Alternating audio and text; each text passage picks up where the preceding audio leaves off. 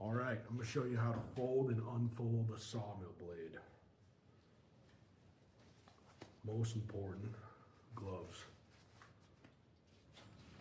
All right.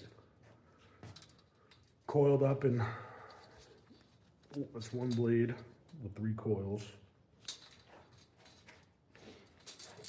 So you always start with the teeth down.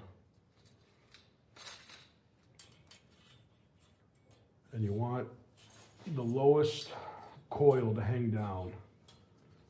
And here you have an X, and you put your left on top, your right on bottom, and you just unfold it just like that.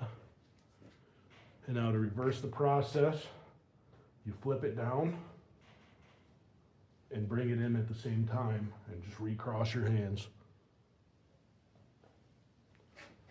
Flip it down, recross, pull that up.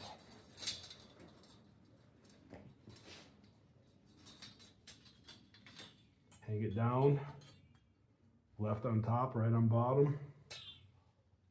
Flip it out, just like that.